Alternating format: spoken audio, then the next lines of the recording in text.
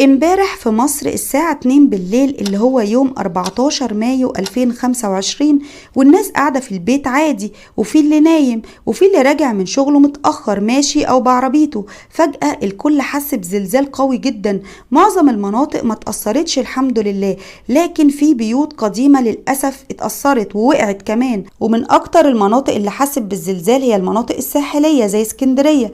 الدكتور طه رابح رئيس المعهد القومي للبحوث الفلكية قال إن الزلزال ده مركزه حصل في جزيرة كريت واليونان على البحر المتوسط، وقوته كانت 6.3 ريختر، لكن عمقه كان كبير جدا، فحسينا بتوابعه هنا في مصر بقوة 4 ريختر، وده الحمد لله من لطف ربنا بينا. وفي ناس ربنا آمن خوفها وما حسيتش بيه أصلا، ودي نعمة كبيرة قوي يحمدوا ربنا عليها. وهنشوف دلوقتي ردود أفعال بعض الناس اللي حست بالزلزال، وهنقول كمان ايه هي خطة الطوارئ وتعمل ايه لو حصل زلزال، تتصرف ازاي. وفي اخر الفيديو هنقول دعاء الزلازل، ودي ردود افعال بعض الناس اللي حست بالزلزال امبارح. يا جماعة، حصل زلزال عندنا قوي جدا في اسكندرية دلوقتي وطول، يعني هو قعد اكتر من دقيقة وقوته جامدة جدا. يعني اول مرة حقيقي والله احس بهزة الزلزال كده. يعني هو السرير كان بيتمرجح، الشقة تحس ان العمارة كلها بتتمرجح.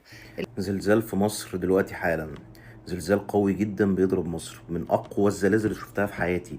استمر فترة ليست بالقصيرة، مش اقل من اعتقد 20-25 ثانية.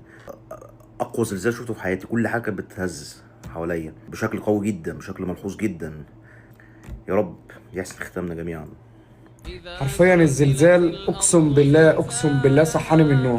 طب تعمل ايه لو حصل زلزال، تتصرف ازاي؟ اول حاجة لازم تهدى وتمسك اعصابك وما تخافش، خصوصا لو معاك اطفال لازم تطمنهم عشان تعرف تفكر وتتصرف بسرعة وتنقذ نفسك واللي حواليك بدون ذعر. لو انت في البيت ابعد بسرعة عن اي حاجة ممكن تقع عليك، سواء مروحة سقف او نجفة، وما تقفش جنب اي دولاب او رفوف او مرايات او شاشات متعلقة على الحيطة، وما تقربش من ازاز اي شبابيك او بلكونات. ولو انت على السرير استخدم مخدة او وسادة واحمي رقبتك وراسك فورا. اوعى تقف في اي بلكونة لان ارضية البلكونات بتبقى ضعيفة، وما تقفش جنب منافذ الكهرباء والغاز. جمع بسرعة اهل بيتك اللي معاك وانزلوا تحت اي ترابيزة تحميكم، واي ترابيزة هتنزلوا تحتها لازم تكون خشب عشان تحميك لو السقف وقع. اوعى تستخبى تحت ترابيزة رخام او ازاز لان كده هتضر نفسك. عشان كده من دلوقتي لازم تحدد من بيتك ايه هي الاماكن الامنة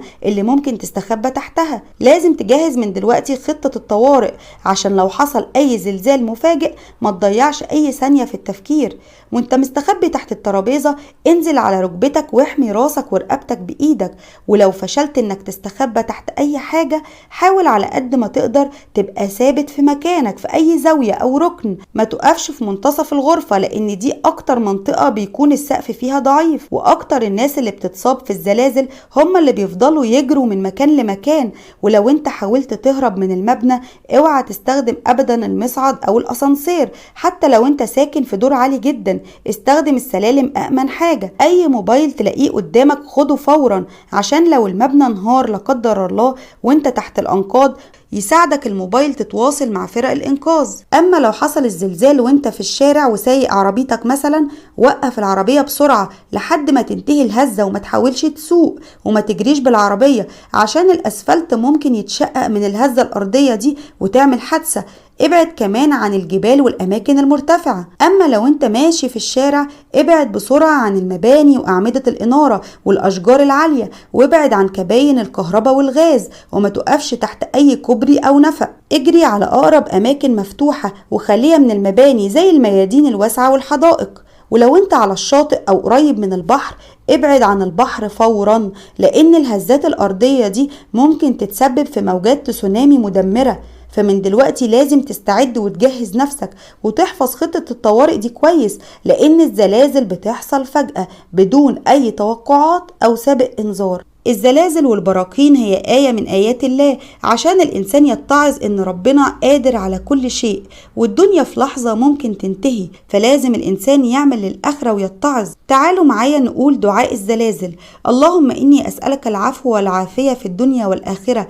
اللهم إني أسألك العفو والعافية في ديني ودنياي وأهلي ومالي. اللهم استر عوراتي وآمن روعاتي، اللهم احفظني من بين يدي ومن خلفي وعن يميني وعن شمالي ومن فوقي، وأعوذ بعظمتك أن أغتال من تحتي. ويقال إن في سورة في القرآن بتحصنك من الزلازل وهي سورة الزلزلة.